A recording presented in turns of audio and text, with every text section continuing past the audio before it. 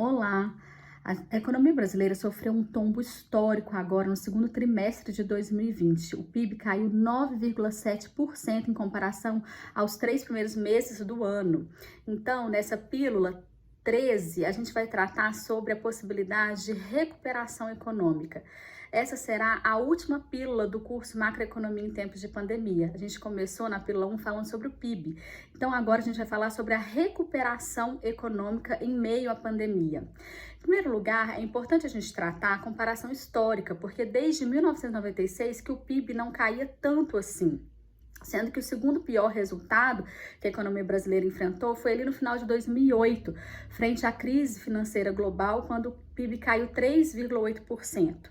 Além disso, é importante destacar que esse resultado do PIB fez a economia voltar para níveis de 2009, ou seja, 11 anos atrás. Então, a gente perdeu todo o crescimento econômico da década de 2010.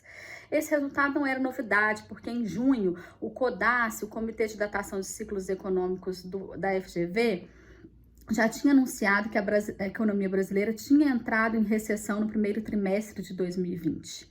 Em segundo lugar, é importante tratar o PIB em termos setoriais. Essa queda histórica foi puxada pela indústria, que caiu 12,3%, especificamente a indústria de transformação, que é a indústria têxtil, as montadoras de carro, as fábricas de máquina e equipamento.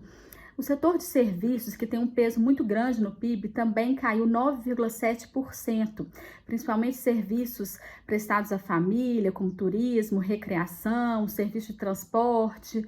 O comércio também teve retração de 13%.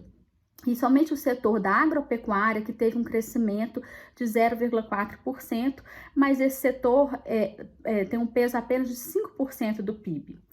Em terceiro lugar, é importante a gente tratar o PIB sob a ótica da demanda, o PIB, que também é conhecido como a ótica das despesas.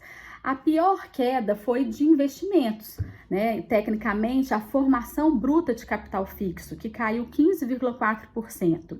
O consumo das famílias também caiu 12,5%.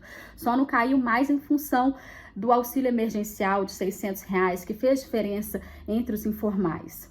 As exportações cresceram 1,8%, já as importações recuaram 13,2%. Bem, agora é importante a gente tratar a recuperação econômica. A recuperação econômica é uma fase do ciclo econômico, isso porque a economia é inerentemente cíclica, isto é, ela passa por uma expansão, atinge o boom, aí vem a crise econômica e depois ela se recupera, que é quando então a economia volta a crescer ou expandir após a crise econômica. Essa recuperação econômica ou retomada é sempre discutida em termos de velocidade e intensidade, isto é, se a economia vai conseguir se levantar e quanto, e se essa recuperação vai ser mais rápida ou mais lenta. Nesse momento, passada essa fase inicial da pandemia que atingiu os países ao redor do mundo todo, não só no Brasil, e atingiu em proporções extraordinárias, a discussão tem se dado em termos do formato de letras do alfabeto. Então, a mais comum é a recuperação em V, que foi até anunciada pelo nosso ministro Paulo Guedes, que anunciou que a economia brasileira estava passando por uma recuperação em V da Nike, que é quando o indicador cai, mas a recuperação acontece rápida, e forte. A recuperação em U é quando a economia toma mais tempo para retomar aqueles níveis iniciais de antes da crise. A recuperação em W é quando há uma instabilidade, então a gente tem sucessivas quedas e retomadas. E a recuperação em L é quando a economia cai e não volta aos níveis anteriores, ou então quando ela demora muito para se recuperar. A recuperação do PIB brasileiro, ela tem que ser discutida em primeiro lugar em termos da conjuntura. A incerteza ainda é muito alta, sobretudo em termos do próprio vírus, o que faz com que as pessoas, as empresas não estejam investindo nesse momento. Então, a gente tem, em primeiro lugar, o desemprego alto, falta de estímulos fiscais para consumo, o investimento atingiu o menor nível histórico. Ainda em termos de conjuntura, é importante destacar a redução do auxílio emergencial e o encerramento das linhas de financiamento para pagamento de salários. Bem, por sua vez, em termos de estrutura, no Brasil, os setores que mais crescem, comunicação, informação, seguem a tendência mundial. O segundo maior crescimento, que é a indústria extrativa e agropecuária, são setores que têm baixa capacidade de geração de emprego e também baixos efeitos de transbordamento de sua produção para outros setores. Em termos de exportação, somos um país exportador de produtos primários e importador de produtos manufaturados.